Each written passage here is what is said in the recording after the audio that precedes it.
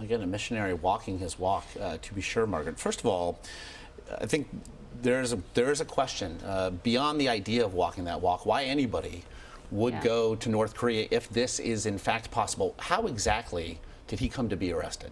Well, and Kenneth says, I know it was my fault that I accidentally carried in this external hard drive in my briefcase. That's what got him in trouble. He said he didn't realize he had it in his bag when he crossed the border on a bus from China into North Korea. And it was, he says, just a mistake. He'd been there so many times before, and he was just being absent-minded.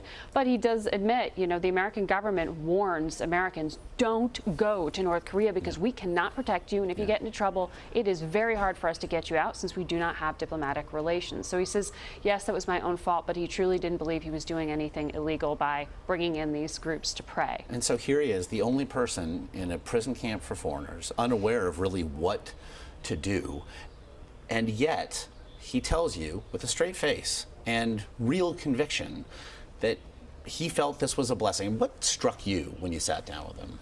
Well, there's no anger, which was interesting because we'd been in touch with his family throughout this ordeal, and they were frustrated and angry and scared, frankly, that he might die in captivity because his health had suffered so much. But Kenneth is a man of faith, and the thing that struck me in his retelling of this story is that he actually describes some of these guards as becoming his friends. They'd never met an American before. He was the very first they'd ever met. And when they're ordering him to shovel coal and to plant things in the fields, he's telling them, I've never done this before. And they couldn't understand what life in America was like. And so for him, that's what he said he saw as the opportunity in the end. You were saying that they actually asked, if you've never farmed, how do you eat? Yes.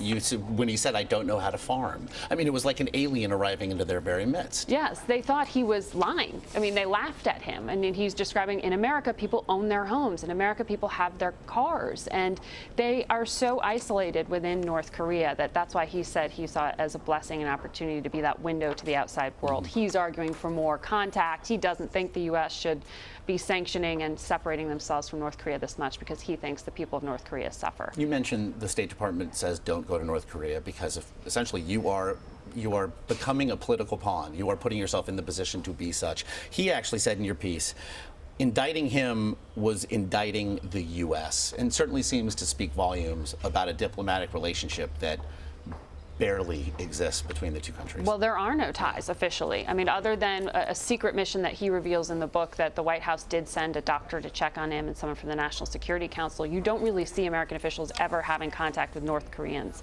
period. We have to have communication through the Swedish embassy, if that at all, when the North Koreans allow it. So it's one of the most rogue and mysterious regimes, which is why it was so fascinating to hear what life is like on the inside, particularly under Kim Jong-un, because that young leader is so unpredictable and really has a lot of U.S. officials very concerned about what his next move would be, given that they are a nuclear power. I know in a recent interview with our Charlie Rose, President Obama really seemed to consider that, of all things, in terms of his foreign policy. That's the real wild card, and understandably so. Fascinating stuff, Margaret. Thanks for being here. Thank you.